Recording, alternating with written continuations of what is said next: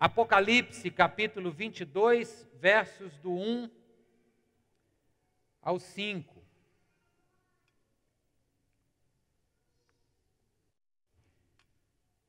Nos diz assim a palavra do Senhor. Então o anjo me mostrou o rio de água viva, que claro como cristal, fluía do trono de Deus e do Cordeiro, no meio da rua principal da cidade. De cada lado do rio estava a árvore da vida, que frutifica 12 vezes por ano, uma por mês. As folhas da árvore servem para a cura das nações. Já não haverá maldição nenhuma. O trono de Deus e do Cordeiro estará na cidade, e os seus servos o servirão. Eles verão a sua face, e o seu nome estará em suas testas. Não haverá mais noite, eles não precisarão de luz de candeia, nem da luz do sol, pois o Senhor Deus os iluminará. E eles reinarão para todo o sempre. Diga, e eles reinarão para todo o sempre. A última vez, vai. E eles reinarão para todo o sempre. Eles quem? Nós. Aqueles cujos pecados foram lavados pelo sangue do Cordeiro. Eles reinarão para todo o sempre. O último capítulo da Bíblia diz isso. Amém? Feche seus olhos, vamos orar. Pai, obrigado por essa lembrança que o Senhor nos traz hoje, de que o fim dessa história já nos é contado. E no fim, Senhor, aqueles que se achegaram a Ti, aqueles sobre quem o Senhor aspergiu o Teu sangue e perdoou pecados, estes reinarão contigo para todo sempre. Louvado seja o nome de Jesus, nós oramos. Amém e amém. Pode se sentar.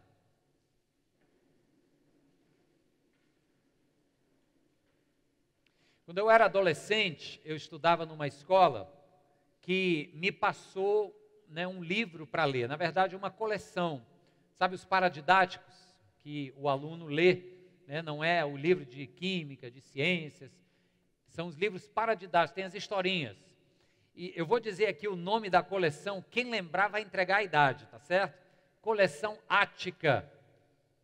Coleção Ática tinha os títulos, O Mistério do Hotel 5 Estrelas, O Escaravelho do Diabo. Olha, um aqui já lembrou. Lembra, Aline? É o quê? Editora Ática, Coleção Vagalume. Olha aí, memória melhor que a minha. Isso mesmo. E tinha um Cadáver Ouve Rádio, outro título, mas eu quero contar para vocês o que aconteceu quando chegou a minha vez de ler O Mistério do Hotel 5 Estrelas. Peguei o livro e aí eu não aguentei ler o livro inteiro para saber que mistério era esse, fui logo para o fim. Aí abri no último capítulo, li, estraguei a história do livro, porque fiquei sabendo de tudo. Sabe aquele fim de novela que todo mundo que tem que morrer, morre, que tem que casar, casa. Tudo aconteceu naquele último capítulo e eu li. E aí estragou, eu resolvi não contar para ninguém, para não estragar também a leitura dos meus amigos. Porém, algo interessante aconteceu. Durante o bimestre que era para a gente ler e fazer a ficha de leitura do livro, eu ouvi um comentário de duas pessoas que estavam em determinada parte do livro, tristes, porque o assassinato lá, alguma coisa que aconteceu, era uma história policial, alguém foi preso injustamente, alguém que não era o assassino mesmo, da história, da trama, estava sendo injustamente acusado, e a pessoa estava com pena dele, só que eu já sabia o final, e sabia que não ia continuar daquele jeito, então eu não tive pena dele. Eu digo, rapaz, esse cara não sabe o que ele está, o que está ali na frente, já já ele vai ser honrado e vai ser liberto e etc. O conhecimento do final da história me fez encontrar forças e ter empatia para com o sofrimento daquele que no meio da história sofria injustamente. Já deu para ver onde é que a gente vai chegar? Nós lemos o fim da história, queridos. E essa história aqui é a minha história e é a sua história. A história que nós temos aqui é a história dentro da qual as nossas histórias acontecem.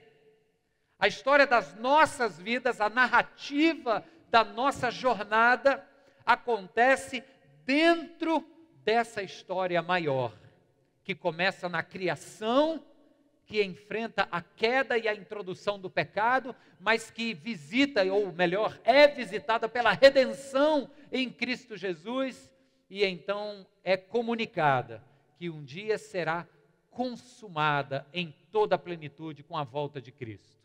E aí o final está aqui descrito. Portanto, a nossa história está dentro dessa história maior.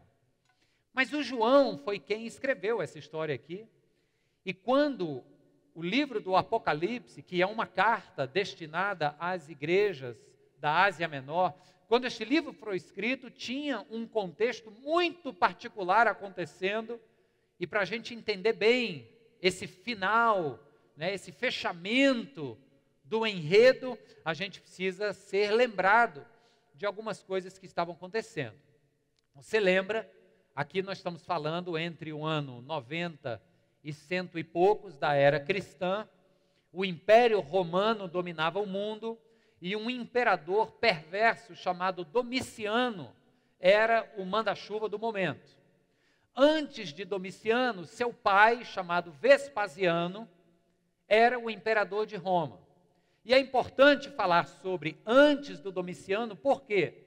Porque o Vespasiano empreendeu algo muito importante na história, chamada Guerra ou Batalha Judaico-Romana.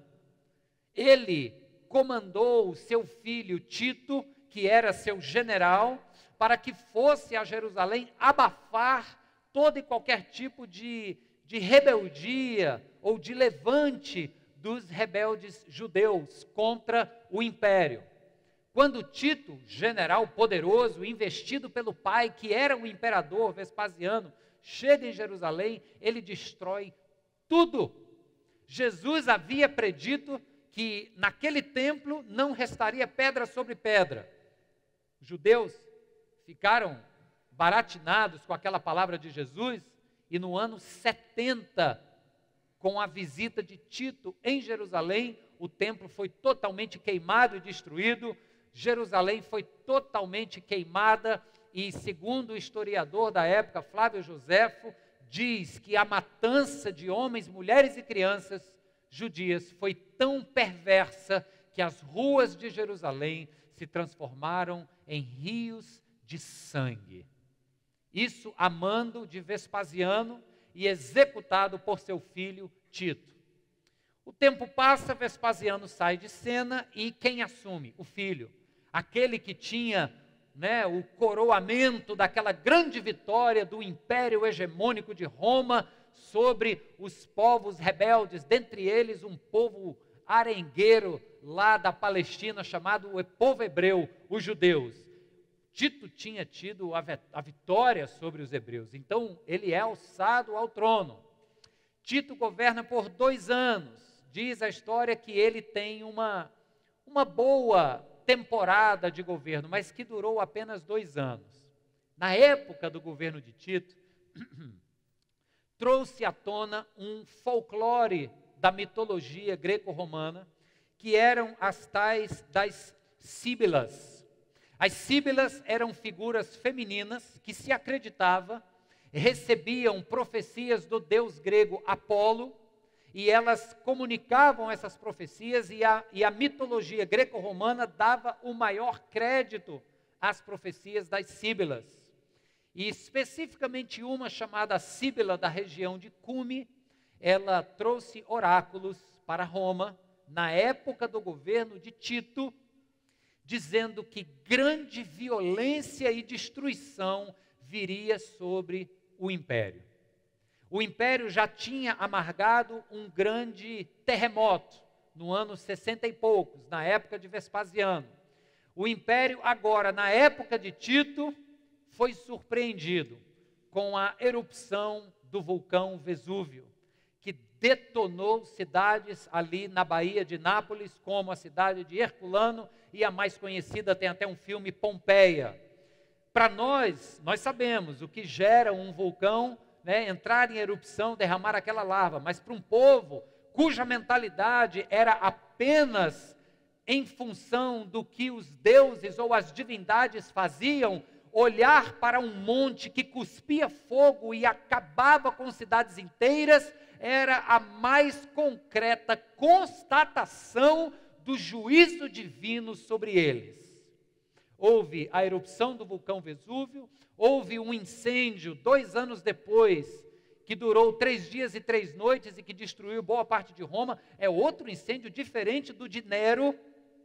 E houve também uma praga, que dizem os historiadores, em toda a história do Império Romano, nunca houve uma praga tão ruim e tão má, que dizimou tantas vidas como esta, tudo na época do governo de Tito. Acabou-se acreditando que a divindade que estava por trás desses atos da natureza de violência era ninguém menos do que a divindade daquele povo que Tito havia destruído em Jerusalém. A compreensão romana era que a divindade maior dos judeus estava irada com Roma e seus deuses e estava botando dedo pesado de juízo sobre eles. Tito sai de cena com 2 anos. Ele foi um grande governante aos olhos dos interesses de Roma. Ele recebeu um título, e o título do Tito era que, da sua boa administração, ele foi chamado de delícias do gênero humano. Não tem nada a ver com a virilidade do homem, tem a ver com o seu empreendedorismo enquanto imperador. Logo depois dele vem o seu irmão, e o seu irmão é o tal do Domiciano, que foi o imperador durante bem mais tempo. E se Tito recebeu o título de delícia do gênero humano, Domiciano também recebeu um título. E o título de Domiciano era a besta no inferno, sentado em sua cova, lambendo o sangue dos lábios. Era essa a inscrição que tinha em latim a respeito deste próximo imperador chamado Domiciano. Um homem cruel com as pessoas, cruel não apenas com os mais fracos, mas com os seus próprios parentes. Um homem que se autoproclamou Deus. Aí você diz assim, não pastor, mas naquela época os imperadores se proclamavam deuses. Na verdade, eles se proclamavam semideuses, filhos de divindades. O Domiciano foi o primeiro que teve a audácia de cunhar para si próprio o título de Senhor Deus. Ele usou uma palavra que é caríssima, é fortíssima para o contexto greco-romano, que é a palavra dominus em latim, ou a palavra kyrios no grego, que é Senhor. Ele disse, eu sou o Senhor Deus.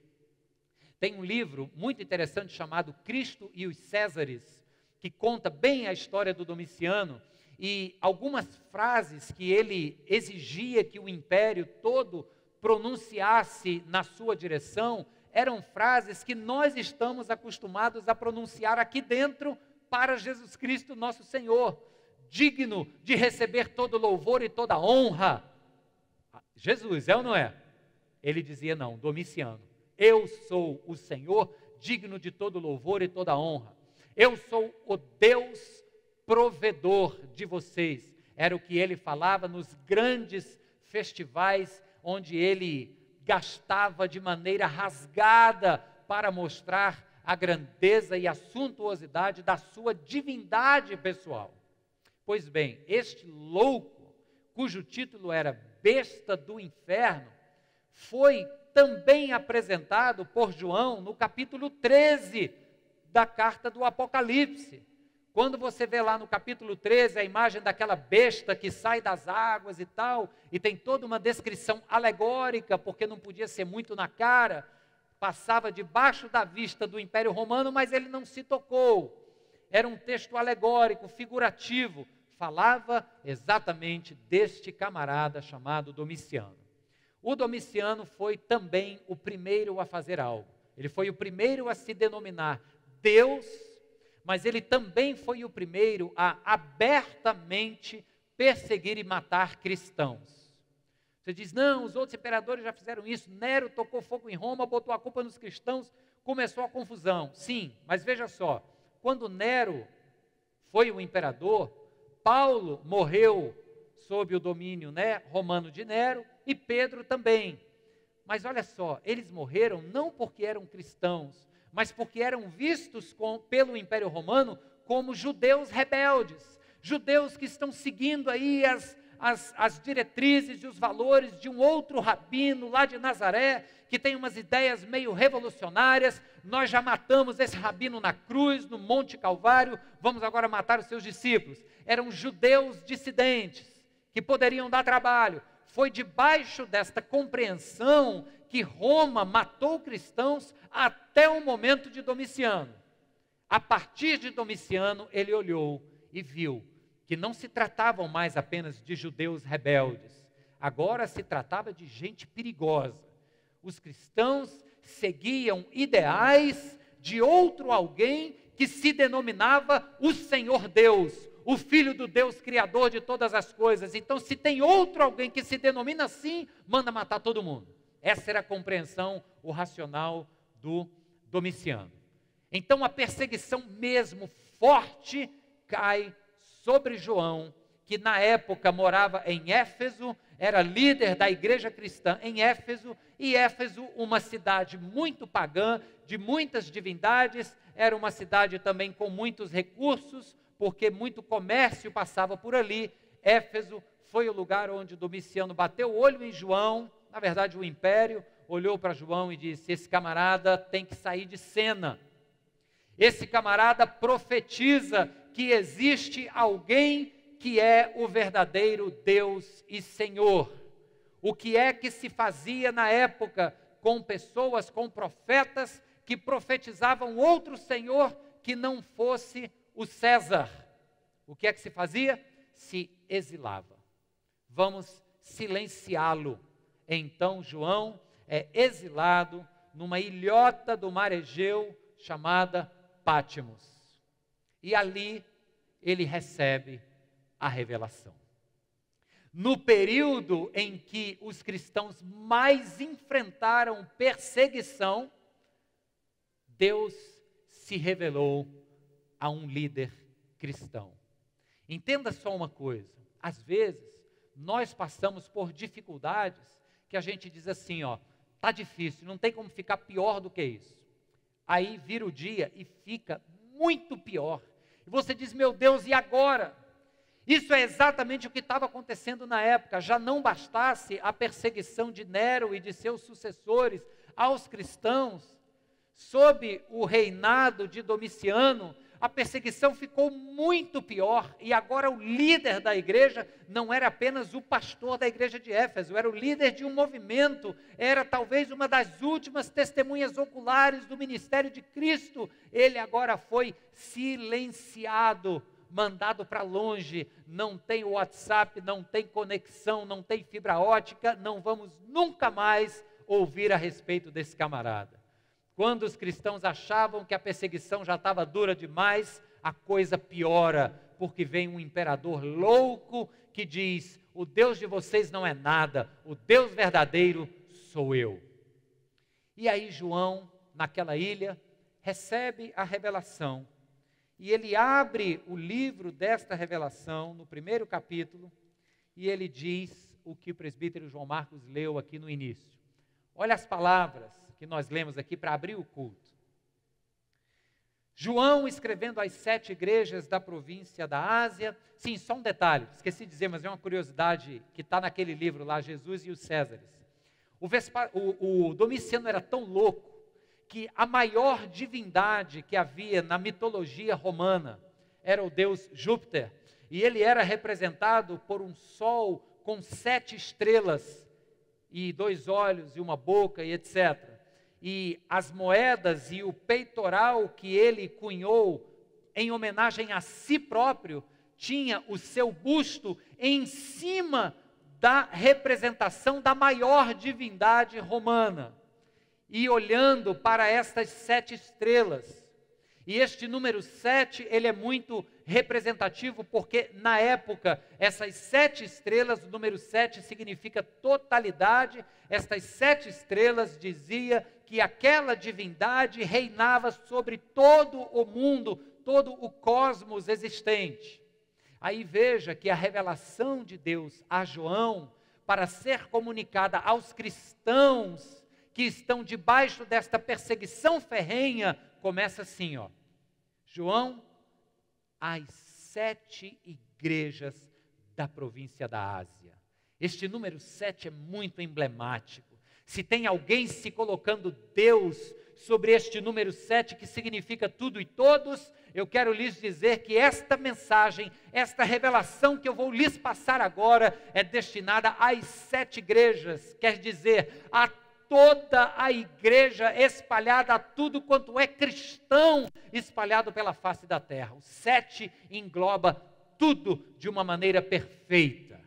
Ele diz, é para vocês que vem esta revelação. Aí ele diz assim, ó, graça e paz da parte daquele que é, que era e que há de vir, e dos 7 espíritos que estão diante do seu trono, e de Jesus Cristo, que é testemunha fiel, o primogênito dentre os mortos e o soberano dos reis da terra.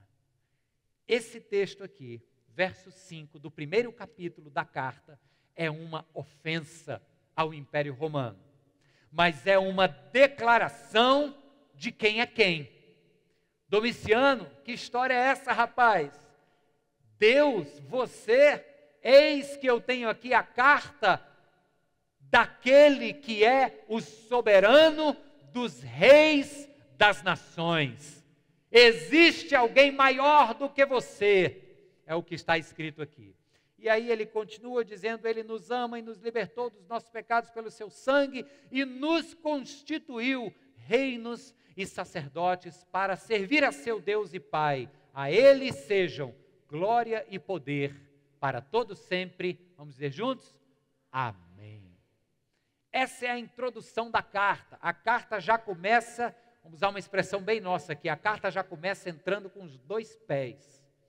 Porque diz o seguinte, cada um no seu lugar. Você não é Deus.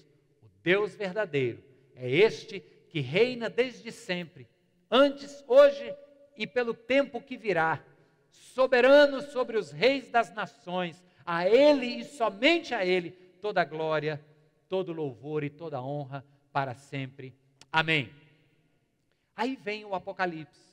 E aí começa capítulo 2, as cartas para as 7 igrejas, e depois continua a visão, e nesta visão ele enxerga o trono, ele enxerga o cordeiro, ele enxerga 24 anciãos, e ele enxerga o juízo da Babilônia, o juízo da besta que sai de dentro d'água, daquele monstro com chifre para todo lado, e tudo isso é uma linguagem alegórica, é uma linguagem que a igreja cristã pode pegar décadas depois, ler, que o império não vai entender do que está sendo dito ali, mas aquilo trouxe força, esperança para um povo que estava debaixo de peia, um povo que sofria a mais severa das suas perseguições. Vou parar aqui para te dizer o seguinte, é nesse momento que a nossa história se encontra com a história desses cristãos, porque eles estavam num período de suas vidas onde o que achavam que não podia piorar, piorou. A crise que já era ruim em si ficou pior. E o que é isso senão a história de momentos das nossas vidas? Momentos onde em áreas distintas nos encontramos também em crise. Crise pessoal, crise física. O corpo definha e nós lidamos com a nossa finitude. Nós nos damos conta que não vamos viver para sempre. A doença é uma realidade, vocês que têm acompanhado o meu caso com meu pai. A doença é uma realidade e que cansa a gente de dentro para fora e que vai acabando com as forças. A idade é uma realidade e, coincidência ou não, mas eu fiz 40 anos no final do ano passado. Rapaz, de lá para cá me deu uma dor aqui na lombar, que até agora eu não resolvi esse negócio. Nunca tive isso na vida, mas estou com um troço travado aqui. Aí será é porque já fez 40 anos, é assim. Não, é porque eu estou com falta de exercício mesmo, mas estou voltando. Enfim, essa é a realidade, queridos, para a qual basta estarmos vivos. Basta estarmos num mundo onde a dinâmica de relacionamentos interpessoais acontece e nós nos decepcionamos. Nós geramos expectativas que não são atendidas, aí a gente se frustra. Transporta isso para o ambiente conjugal, frustração. A mulher esperava que o marido fosse de um jeito, ou pelo menos que mudasse para vir a ser de um jeito, o camarada não muda. E aí o camarada também casou com uma menininha, né, toda no lugar, esperando que ela não mudasse. Aí ela vai e muda 20 anos depois, né, o formato que eu digo.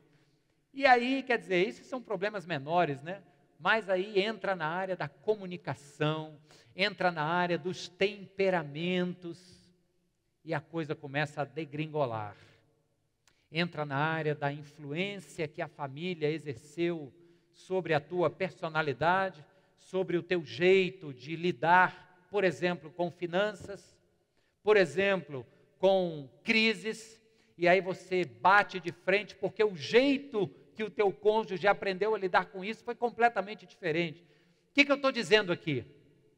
Que assim como os cristãos do primeiro século estavam imersos em tribulação, para nós, século 21, basta estarmos vivos para ver um filho padecendo por drogas ou por outra doença.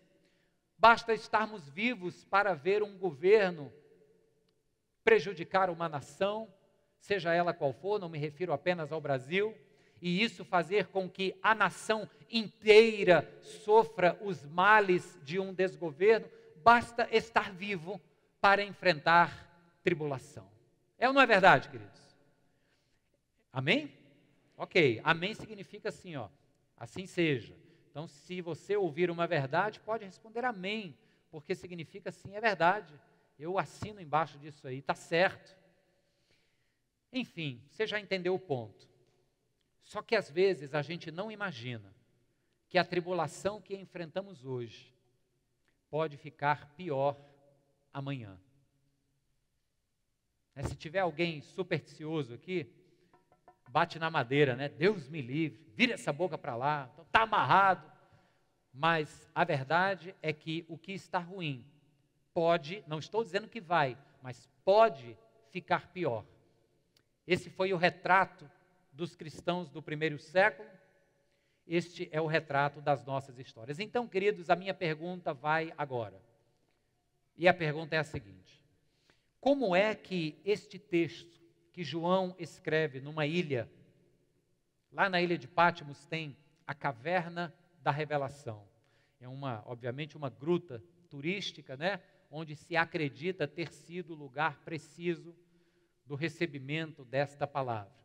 Como é que esta palavra recebida numa gruta, numa ilha, durante um momento de exílio, eu me imagino na pessoa do João, pastor de uma igreja, líder de um movimento cristão, exilado, sem comunicação numa ilha, e dizendo: meu Deus, como é que as minhas ovelhas estão? Como é que aquele povo está? O que será que aquele louco que se intitula Deus está fazendo? Será que está mandando matar o povo? E no meio daquela agonia, João entra num êxtase e recebe de Deus esta palavra. Então, eis a minha pergunta: como é que esta palavra ajudou aqueles cristãos a viverem debaixo do sofrimento e da perseguição que eles estavam vivendo? A resposta dessa pergunta é o que eu quero hoje à noite. Quero tentar respondê-la, mas quero te convidar a pensar comigo em 3 possibilidades. Este texto, ele abre 3 possibilidades para pessoas que estão em momentos de dificuldade e que acreditam que pela dinâmica da vida ao seu redor, esta dificuldade pode ainda ficar pior.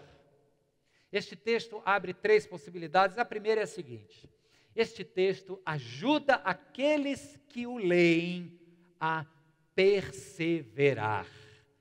Diz comigo assim, vai lá: perseverar.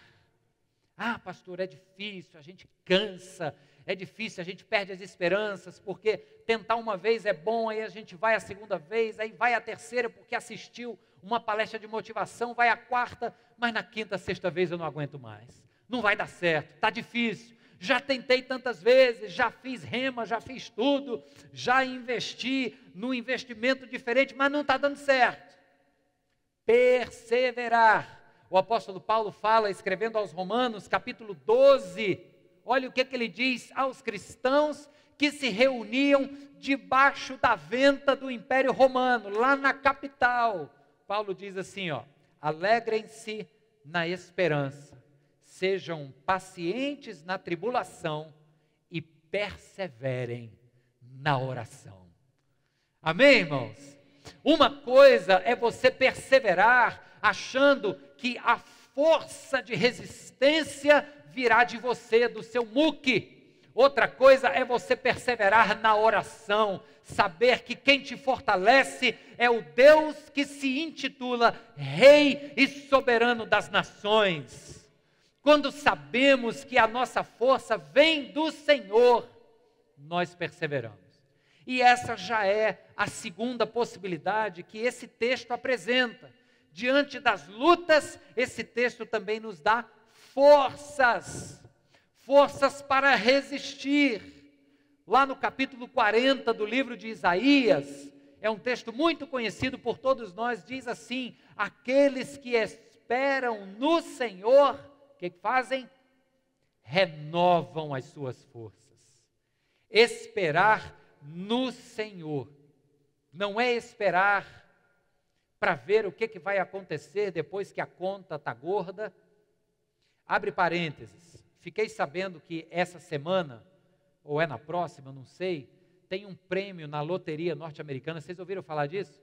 O prêmio na loteria norte-americana?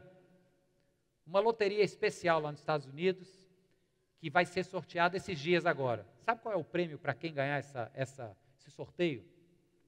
900 milhões de dólares. De dólares. Tira 50% que o governo fica de imposto e multiplica por 4. Dá algo em torno de 1,5 bilhão de reais. Aí tem gente que diz assim, se eu ganhasse isso aí, eu aguentava qualquer tribulação. Mentira. Mentira.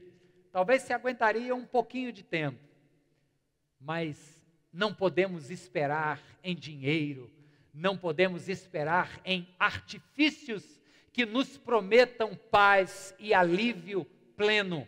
O único que nos promete paz, plenitude, alívio pleno das tribulações é o Senhor. O salmista, quando diz: elevo os meus olhos para os montes e me pergunto, de onde me virá o socorro? Ele olhava para o alto dos montes, porque normalmente numa batalha, o exército vem em socorro daquele batalhão que está talvez sendo cercado pelo inimigo, vem do alto dos montes, porque ele pega impulso com a gravidade, a flecha voa mais rápido, o cavalo pega a carreira, e normalmente do alto do monte vem o socorro numa batalha que é travada num vale. Essa é uma tática militar muito conhecida na antiguidade, e o salmista diz: olhando para o alto dos montes, eu me pergunto, de onde me virá o socorro? É da loteria? É das tentativas múltiplas? Não, é do Senhor que fez os céus e a terra. Saber que durante a pior perseguição ou a pior tribulação da sua vida, Deus mandou um texto que diz que o nosso Deus é o soberano dos reis das nações, tem o controle do ontem, do hoje e do porvir em suas mãos. Saber disso me dá forças para esperar nele. Amém, irmãos? Então, duas possibilidades, vou dizer a terceira. Ele primeiro me dá a possibilidade de perseverar, porque diz que eu posso orar, que tem um Deus cujos ouvidos estão atentos. Ele me dá a possibilidade de fortalecimento, porque diz: espera no teu Deus, que Ele virá no momento certo e na hora certa. Mas em terceiro lugar, eu acredito, queridos, que conhecer este texto nos dá a possibilidade de reaquecer o amor nos corações. E por que isso é importante? Por causa de algo que Jesus falou no capítulo 24 do Evangelho de Mateus, verso 10. Jesus disse que nos últimos dias, por causa do crescimento da maldade no coração do homem, o amor se esfriaria no coração de muitos. Devido à iniquidade do homem, nos últimos dias, o amor esfriaria nos corações. Aí você abre o noticiário na internet e você vê cenas reais de seres humanos matando a facadas outros seres humanos. Você vê cenas reais de crianças morrendo. Você vê cenas de deformidades físicas. Você vê cenas de tragédias. E, ao mesmo tempo, a insensibilidade de pessoas cujos corações, ou em cujos corações, o amor se esfriou. E nisso, queridos, nós todos temos responsabilidade no cartório. Como a gente diz assim, culpa no cartório, todo mundo aqui tem a sua parcela de responsabilidade, porque quantos, talvez movidos pelo corre-corre de suas rotinas, deixa eu me colocar dentro, corre-corre de nossas rotinas, talvez movidos pelas nossas prioridades pessoais, quantos de nós já não virou o rosto para um moribundo à beira do caminho e seguiu o exemplo contrário do que Jesus apresenta quando apresenta para nós o bom samaritano? Quantos de nós já não teve momentos onde percebeu o coração frio de amor? É ou não é verdade, irmãos? Só que tem um porém.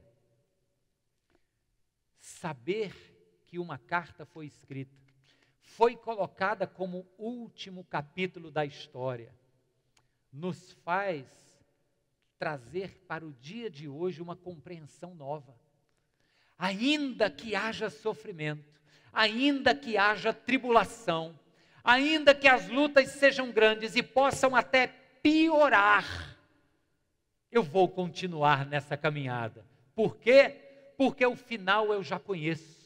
Ainda que o coração se esfrie, eu vou pedir a Deus que reaqueça o amor dele na minha vida, para que eu seja uma bênção às nações. Por quê? Porque eu sei o fim dessa história e vale a pena trilhar esse caminho. Amém, irmãos?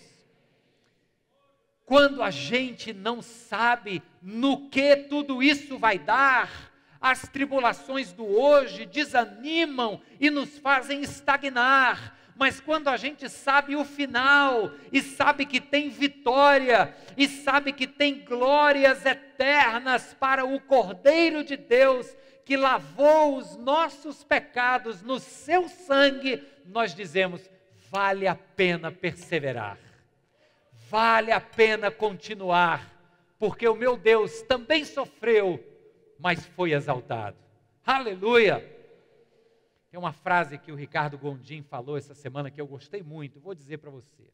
Ele disse assim, eu continuo lutando, não porque eu ache que as coisas vão melhorar. O próprio Jesus já disse que não vai melhorar, vai piorar. Eu continuo lutando, não porque eu ache que as coisas vão melhorar, mas porque eu acredito que a vida vale a pena. E a luta vale a pena. Vale a pena, queridos, porque nós sabemos o final. Os meus amigos na escola queriam parar de ler o livro, porque estavam compadecidos do fim que aquele jovem honesto estava levando na história. Só que aquela história estava só no meio. Eu sabia o final. E eu disse, não para não, continua. Você vai gostar do que vem por aí. E eu vou dizer para você, e aquele que tem ouvido, ouça. Não para. Não é hora de desistir. Deus está falando com você hoje. Não é a hora de você desistir, seja do que for, que você sabe o que é. Não é agora. Eu conheço o final. Você também conhece, está na sua Bíblia. É por causa disso que nós temos forças para continuar. E que Deus nos abençoe em nome de Jesus. Amém Aleluia.